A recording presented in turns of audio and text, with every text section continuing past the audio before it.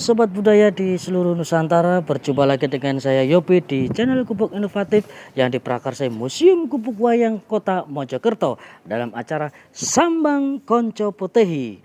Nah Sobat Budaya, kali ini saya akan menyambangi teman saya, seorang pelaku seni wayang potehi dari kota Kediri yang bernama Pak Wandi. Seperti apa ini obrolan santai saya, keseruan dengan Pak Wandi, biar nanti Pak Wandi bercerita mengenai pengalaman dan kisah perjalanan menjadi seorang pelaku seni wayang potehi. Jangan kemana-mana, terus ikuti perjalanan saya dan sumangga.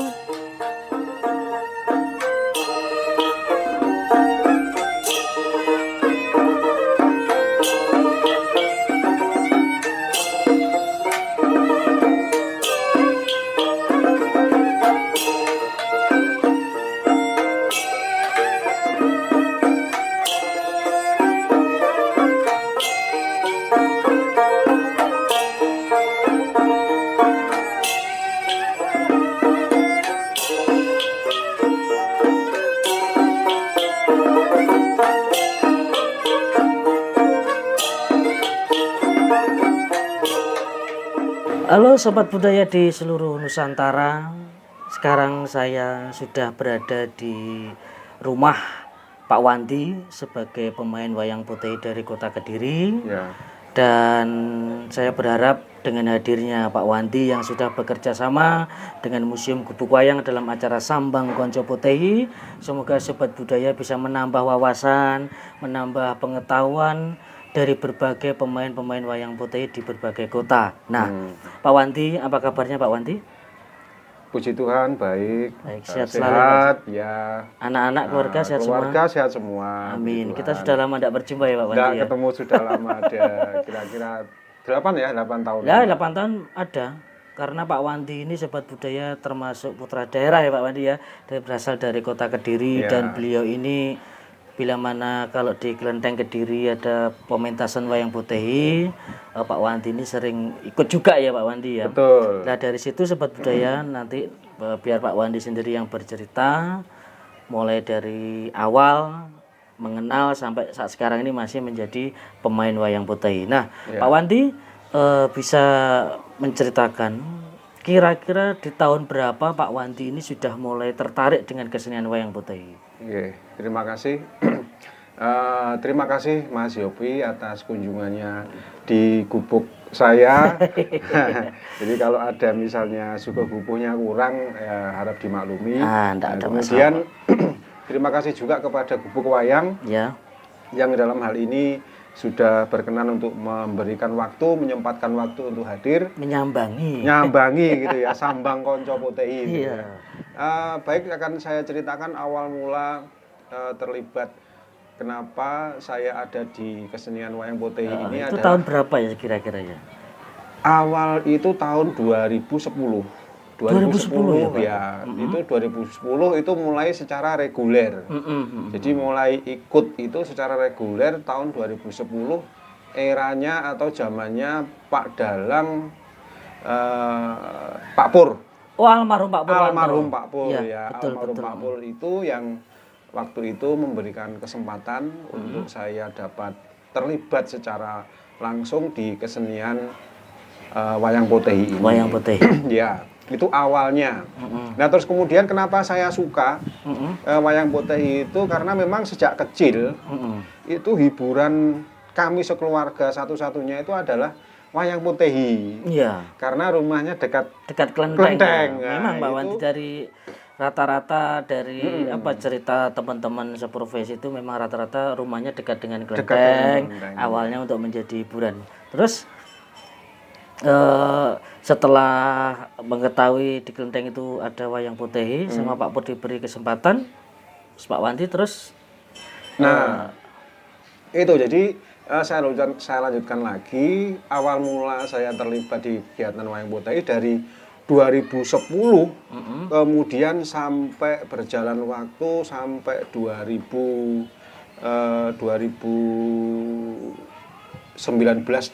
18, 19, 17 ya.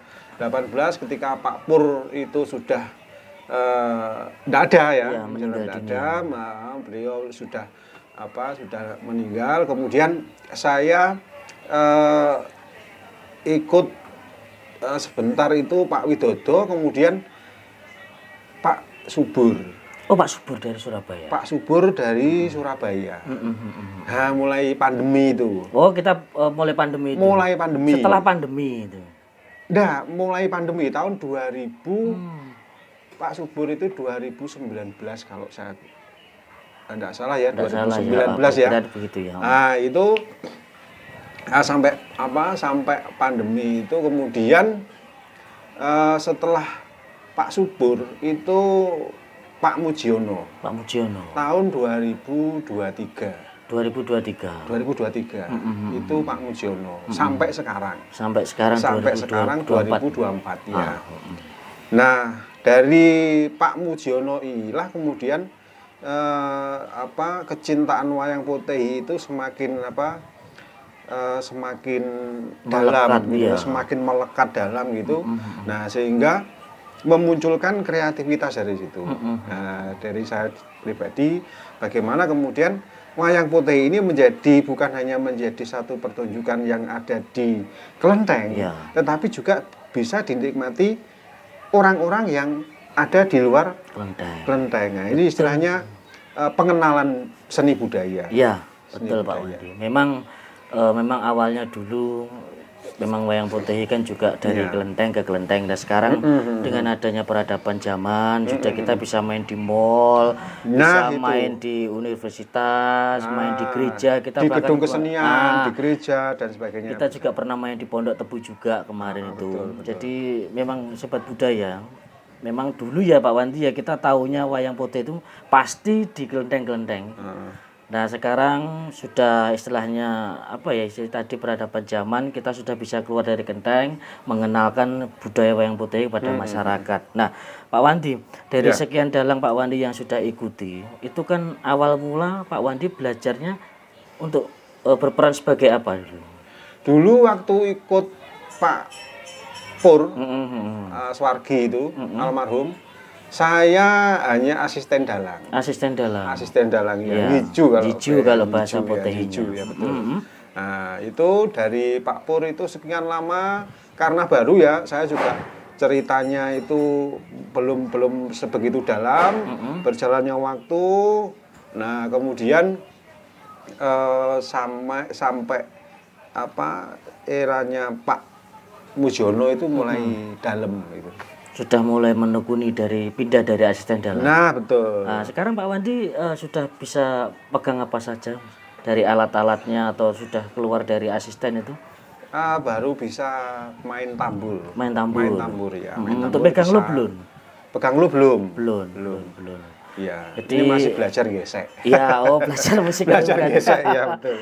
Memang kalau Pak Wandi kalau ikut sama Pak Mujiono sudah pas, karena Pak Mujiono kan juga duduk sebagai seorang dalang, dan pastinya sudah menjadi kewajiban seorang dalang harus bisa menguasai alat musik di dalam pementasan. Betul. Jadi seandainya nanti Pak Wandi terus gabung sama Pak Mujiono, jangan pernah lelah untuk menimba ilmu, jangan pernah bosan untuk bertanya. Bahkan saya dulu sering juga begitu Pak, waktu awal-awal memang terus menekuni untuk istilahnya kita harus benar-benar mendalami. Wayang putih ini seperti ini. Iya. Karena wayang putih pun benar itu memang budaya dari Tiongkok, karena saat sekarang ini sudah menjadi bagian budaya dari bangsa Indonesia, Pak. Iya, itu warisan budaya bangsa yang memang kita harus pelihara dan lestarikan. Betul, apalagi syukur saat kalau sekarang bisa ini, mengembangkan. Saat sekarang ini apalagi kan pemain-pemain wayang-wayang juga sudah jarang, dalang-dalang pun juga rata-rata sudah sepuh. Pak Wandi ini kan juga tergolong istilahnya regenerasi baru kan dari putih. Nah, apakah Pak Wandi ini sudah ada rencana untuk naik ke menjadi seorang dalang? Ya, benar ya, tapi juga nanti bagaimana juga prosesnya ya, karena saya percaya proses itu nanti pasti akan membuat segala sesuatunya baik. Jadi jangan instan. Jadi kalau bisa secara bertahap, kemudian nanti naik untuk menjadi seorang dalang ya, sebagai pencerita, penutur yang baik di Ya. kesenian ini. Betul. Nah, kesempatan itu memang saya dapatnya itu dari Pak Mujiono. Oh, dari Pak Mas Mujiono. Yopi, ya, Oh, oh, dari oh. Pak Mujiono yang memberikan banyak ruang, banyak kesempatan untuk generasi muda seperti saya ini dapat terlibat langsung untuk terjun menekuni kesenian ini. Jadi beliau memberikan masukan-masukan, arahan gitu ya, terkait dengan bukan hanya bagaimana menjalankan wayang itu, tetapi juga onto wicaranya itu juga notasi itu juga harus diperhatikan. Ya. Jadi harus ini harus ada perbedaan. Betul. Nah itu. Memang setiap dalang dalam menyajikan sebuah pertunjukan masing-masing pasti mempunyai ciri khas masing-masing, Pak Wandi. Ya, betul, Pak Wandi sudah pernah ikut Pak Widodo, Pak Subur, Pak Pur, dan sekarang ikut Pak Mujiono, itu harus dikemas, Pak. Jadi dikemas, diambil ilmunya. Karena apa? Memang tidak mudah menjadi seorang dalang. Memang dia yang istilahnya yang memimpin dalam pertunjukan. Saat sekarang ini begini, Pak. Kalau kita duduk sebagai seorang dalang, wayang putih itu harus bisa menjadi tontonan, tuntunan, dan tatanan. Betul. Jadi harus bisa mengajak bagi penonton dan masyarakat, oh ini loh wayang putih. Tuntunannya seperti ini, tatanya seperti ini. Itu tugas berat bagi seorang dalang, Pak. Jadi tidak asal-asalan duduk sebagai seorang dalang, pegang wayang, cerita kayak orang pidato gini segala macam. Wah, nanti bisa merusak pakeliran, istilahnya gitu.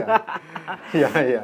Ya jangan sampai lah seperti itu. Makanya itu. Lah sekarang karena jangan sampai memanfaatkan istilahnya, wah ini dalang-dalang sudah tua semua ini belajarlah yang semaksimal mungkin. Jangan pernah memanen usia dini. Jadi istilahnya kita menanam jagung, belum waktunya panen masih jantan gitu langsung dibabat, Pak, gitu.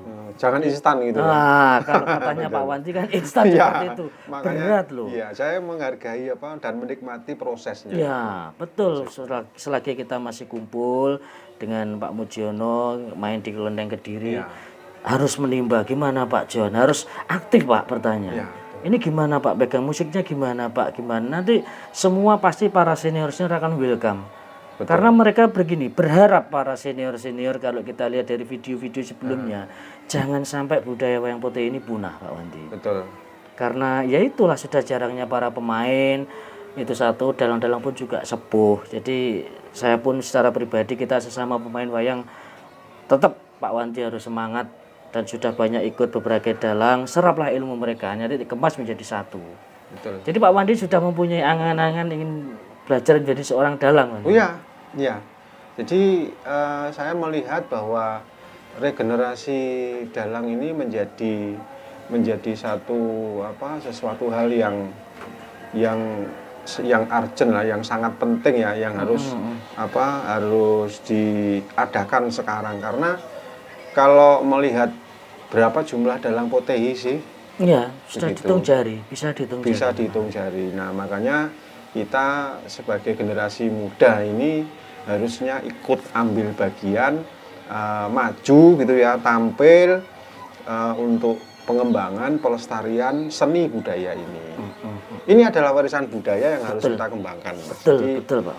Ini sudah bukan menjadi milik satu suku bangsa, tetapi ini sudah menjadi milik kita semua. Betul. Jadi menjadi milik seluruh rakyat Indonesia. Ya, itulah memang harapan kita memang seperti itu. Nah, Pak Wanti kan dalam 1 tahun 12 bulan.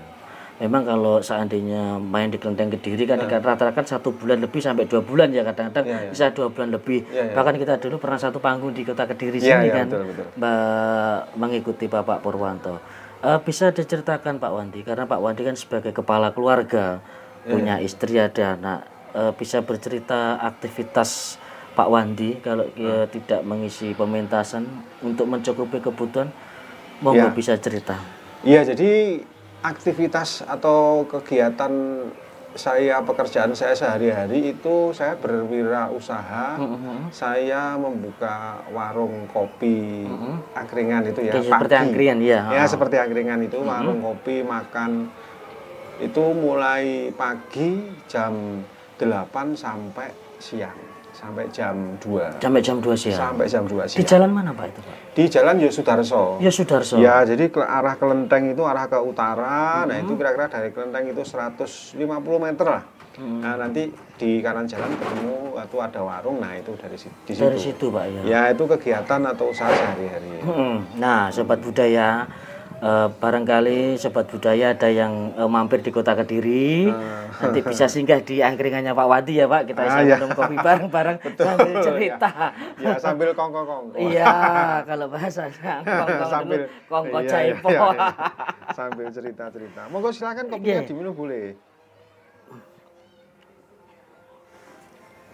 Dan Pak Wandi, Pak Wandi sebagai regenerasi dari seniman wayang putih, harapan apa dari Pak Wandi untuk menyampaikan terhadap rekan-rekan lah sesama pemain wayang putih, sesama regenerasi?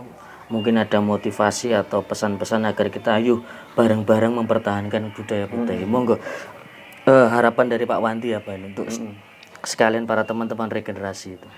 Jadi harapan saya kepada rekan-rekan generasi muda, pecinta pelaku ya, ini pelaku khususnya pelaku wayang putih ya, di seluruh dimanapun ya di seluruh Indonesia ini, mari kita bersama-sama untuk terus memiliki semangat.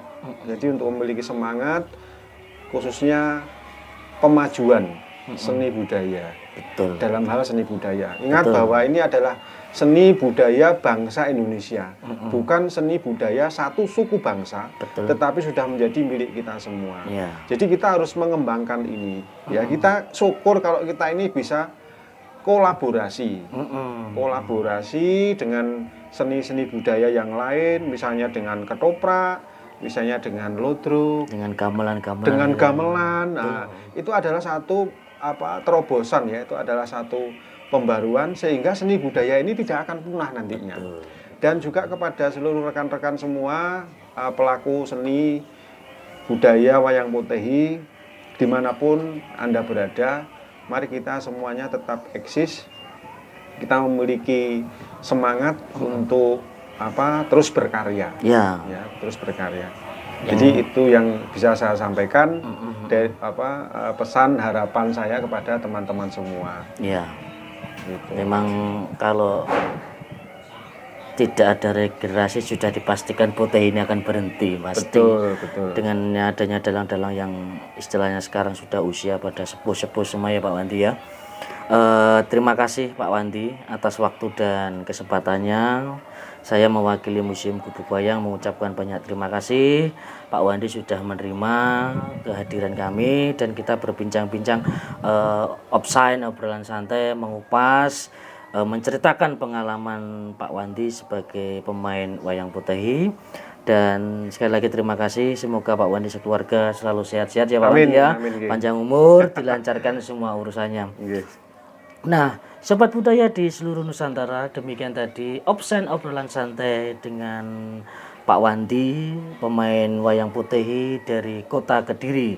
Semoga dengan hadirnya Pak Wandi yang bercerita pengalaman menjadi seorang pemain wayang putih bisa menambah wawasan dan edukasi bagi sobat budaya Nusantara. Dan saya mohon maaf jika ada kata-kata yang salah. Dan tidak lupa juga saya mendoakan semoga sobat budaya di seluruh Nusantara selalu diberikan panjang umur, sehat, walafiat, dilancarkan semua urusannya. Amin, amin. Nah, jangan lupa ikuti terus channel Gubuk Inovatif yang diprakarsai Museum Gubuk Wayang dari Kota Mojokerto. Dan saya Yopi, mohon pamit sampai jumpa di video selanjutnya. Salam budaya mempersatukan bangsa.